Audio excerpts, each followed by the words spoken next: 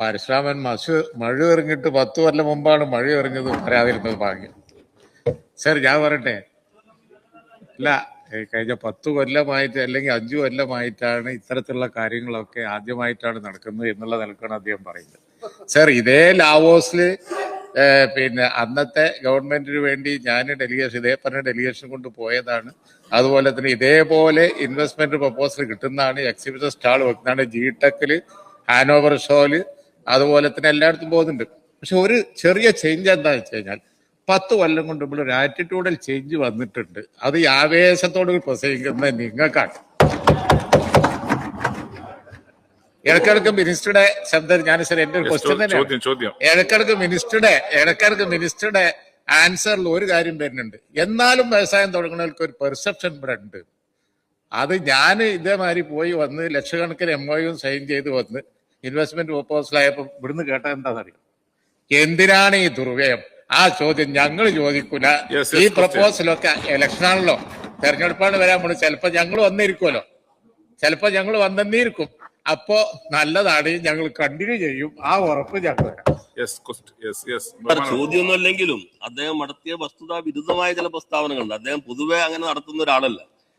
കാരണം ഇപ്പോ ഞാൻ പറയട്ടെ, പ്രതിപക്ഷ ഉപനേതാവിനോട് ഞാൻ മറുപടി പറയുന്നത്, നിങ്ങൾ എന്തിനാ അസ്വസ്ഥരാകുന്നത്?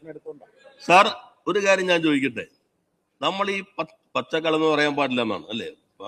വസ്തുതാവിരുദ്ധമായിട്ടുള്ള കാര്യങ്ങൾ സത്യമെന്ന മട്ടിൽ ആധികാരികമായി അവതരിപ്പിക്കുന്നതിൽ അസാധാരണ ശേഷി നിങ്ങൾക്കുണ്ട് എന്നുള്ളത് മാധ്യമങ്ങൾ സമ്മതിക്കുന്നതാണ്, ജനങ്ങളല്ലെങ്കിൽ. സാർ ഈ MOUകളൊക്കെ എന്തുകൊണ്ട് യാഥാർത്ഥ്യമായില്ല? നേരത്തെ ഇൻവെസ്റ്റ് സമ്മിറ്റ് നടത്തിയപ്പോ നിങ്ങൾ പങ്കെടുത്തു, ഞാൻ അതിന് സ്വാഗതം ചെയ്തു. എല്ലായിടത്തും പറഞ്ഞു കേരളത്തിന്റെ ഗുണമാണ്, പ്രതിപക്ഷ മേധാവ് ഉൾപ്പെടെ എല്ലാവരും പങ്കെടുത്തു, അത് നല്ല കാര്യമാണ്, നമുക്ക് വിസിബിലിറ്റി കിട്ടും. എന്നാൽ VS നിങ്ങളുടെ ജിമ്മിൽ പങ്കെടുത്തിരുന്നു, അന്നത്തെ മുഖ്യമന്ത്രി ജിമ്മിൽ പങ്കെടുത്തിരുന്നു. അന്ന് നിങ്ങൾക്കൊപ്പം നിന്നിരുന്ന അന്ന് നിങ്ങൾക്കൊപ്പം ജിമ്മിലും ഒക്കെ വന്ന പ്രപ്പോസൽസ് ആണ്. പിന്നെ മെഗാ പ്രോജക്റ്റ് ആയി കേരളത്തിൽ വന്ന മെട്രോ, അതുപോലെയുള്ള പല സംഗതികളും ഈ 10 കൊല്ലത്തിനുള്ള ഒരു മെഗാ പ്രോജക്ട് നിങ്ങൾ കൊണ്ടുവന്ന് ഒന്നിച്ച് നിങ്ങളായിട്ട് സാർ എനിക്കൊരു സമയം തരണം. അദ്ദേഹം പറഞ്ഞത് ഈ പ്രൊജക്ടുകൾ പറയാൻ കുറച്ച് സമയം എടുക്കും. സാർ വെറുതെ ഇരുന്നിട്ട് അങ്ങ് ചരിത്രം നോക്കിക്കഴിഞ്ഞാൽ മെട്രോയുടെ തുടക്കം എവിടെ നിന്ന് അറിയാൻ കഴിയും. നായനാരുടെ കാലഘട്ടത്തിൽ ആരംഭിച്ച തുടക്കം എവിടെ? അതിനുശേഷം മെട്രോയ്ക്ക് വേണ്ടി ഈ മെട്രോയെ അങ്ങ് ഉൾപ്പെടെയുള്ള ആളുകൾ സിംഗപ്പൂരിൽ പോയിട്ട് സിംഗപ്പൂര് കമ്പനിക്ക് വിൽക്കാൻ വേണ്ടി ശ്രമിച്ചപ്പോ അതിനെതിരെ കേരളം നടത്തിയ വലിയ സമരത്തിന്റെ ഭാഗമായിക്കൊണ്ടാണ് DMRCക്ക് അത് കിട്ടിയതെന്ന് അതിന്റെ നേതൃത്വം തന്നെ സാക്ഷ്യപ്പെടുത്തിയിട്ടുണ്ടല്ലോ. കമൽനാഥ് കേരളത്തിലേക്ക് വന്നു സാർ, ഞാനന്ന് പാർലമെന്റ് മെമ്പറാണ് സാർ. അദ്ദേഹം പറഞ്ഞോട്ടെ, അദ്ദേഹം ബഹുമാനപ്പെട്ട ഉപനേതാവ് പറയുമ്പോൾ അവരൊന്നും കമന്റ് ചെയ്യില്ല. പ്ലീസ് അദ്ദേഹം പറയട്ടെ. യഥാർത്ഥത്തിൽ ബഹുമാനായ ഉപനേതാവ് ചോദ്യങ്ങളല്ലോ ചോദിച്ചത്.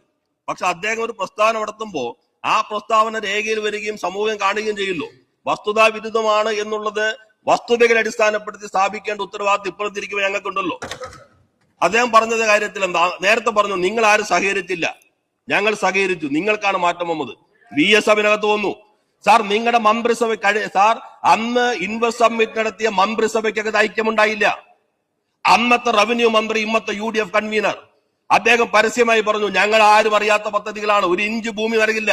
ഞങ്ങളല്ല പറഞ്ഞത്, ഇന്നത്തെ UDF കൺവീനർ, അന്നത്തെ റവന്യൂ മന്ത്രി, അന്നത്തെ ഹരിത MLA-മാരുടെ പ്രസ്താവന നോക്കിക്കോ. ഇന്ന് നിങ്ങളോടൊപ്പം ഉണ്ടല്ലോ. അപ്പോ നിങ്ങൾക്കൊരു യോജിപ്പുണ്ടായിരുന്നില്ല. നിങ്ങളുടെ മുന്നണി എന്ന് കേരളത്തിൽ ഭരിച്ചാലും നിങ്ങളുടെ തമ്മിലടി മാത്രമാണ് കേരളത്തിന്റെ വികസനങ്ങളെ മുടക്കിയിട്ടുള്ളത്. അല്ലാതെ ഇങ്ങോട്ട് നോക്കണ്ട, നിങ്ങൾ തമ്മിലുള്ള തർക്കങ്ങൾ. ഇപ്പൊ തന്നെ ഏത് വികസന പദ്ധതികൾ? തുരങ്കപ്പാത ഞങ്ങൾ അനുവദിക്കില്ല എന്ന് പ്രഖ്യാപിച്ചില്ലേ? തുരങ്കപ്പാത ഞങ്ങൾ അനുവദിക്കില്ല. നേരത്തെ ഞങ്ങൾ കേരയിൽ എന്ന് പറഞ്ഞപ്പോ അയ്യോ എന്ന് പറഞ്ഞവർ BJP കേരയിൽ അതിവേഗ റെയിൽവേ എന്ന് പറയുമ്പോ സ്വാഗതം എന്ന് പറഞ്ഞില്ലേ? ഈ അമ്പർധാര കേരളം അറിയില്ലേ?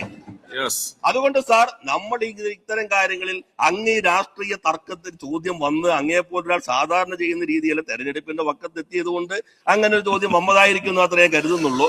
നല്ല രീതിയിൽ കേരളം മാറിയിരിക്കുന്നു. അത് ഞങ്ങൾ നന്നായി മുന്നോട്ട് കൊണ്ടുപോകാൻ ശ്രമിക്കുന്നു. ആ കാര്യം മാത്രമാണ് സഭയുടെ ശ്രദ്ധയിൽ. Shri Roji M John. പക്ഷെ ജോണിക്ക് അറിയാമല്ലോ കൊച്ചി മെട്രോയെ കുറിച്ച്. കൊച്ചി മെട്രോ DMRC വിത്ത് ശ്രീധരൻ എന്നുള്ള ഫോർമുല അതാണ് വേണ്ടത് എന്ന് ശക്തമായ അഭിപ്രായം ഉയർന്നു വന്നിരുന്നു. നിർഭാഗ്യവശാൽ അതല്ല, വേറൊരു സംവിധാനമാണ് അവിടെ നല്ലത് എന്ന് കരുതി ധാരാളം കരുക്കൾ നീക്കിയിരുന്നു. ആ ഘട്ടത്തിൽ ശക്തമായ ഇടപെട്ട ആളുകളിൽ ഒരാളാണ് ഞാനും. ഞാൻ ഇടപെട്ടു എന്ന് മാത്രമല്ല, കേരള പ്രദേശ് കോൺഗ്രസ് കമ്മിറ്റിയിൽ ഈ വിഷയം പ്രത്യേകമായി ചർച്ച വരികയും KPCC തീരുമാനമെടുത്തു, DMRC വിത്ത് ശ്രീധരൻ. അതോടുകൂടിയാണ് ആശങ്കകൾ മാറിയിരുന്നത്. അപ്പോൾ അത്തരം വിഷയങ്ങളിൽ ഇടപെട്ടില്ലായിരുന്നെങ്കിൽ എനിക്ക് യാതൊരു സംശയവുമില്ല, കൊച്ചി മെട്രോ വളരെയേറെ കാലതാമസം ഉണ്ടാകുമായിരുന്നു, അല്ലെങ്കിൽ വളരെ ബുദ്ധിമുട്ടുണ്ടാകുമായിരുന്നു. അത് വേറൊരു ഗതിയിലേക്ക് പോകാനുള്ള എല്ലാ സാധ്യതയും ഉണ്ടായിരുന്നു. ഇപ്പോൾ ഉമ്മൻചാണ്ടി മനഃപൂർവ്വം അങ്ങനെ ഒരു തീരുമാനം എടുത്തു എന്നാണ് താങ്കൾ ഉദ്ദേശിക്കുന്നത്, അതോ ഇങ്ങനെ തിരുത്തപ്പെട്ടതുകൊണ്ട് അദ്ദേഹം രക്ഷപ്പെട്ടു എന്നാണ്? ഞാൻ ഉമ്മൻചാണ്ടി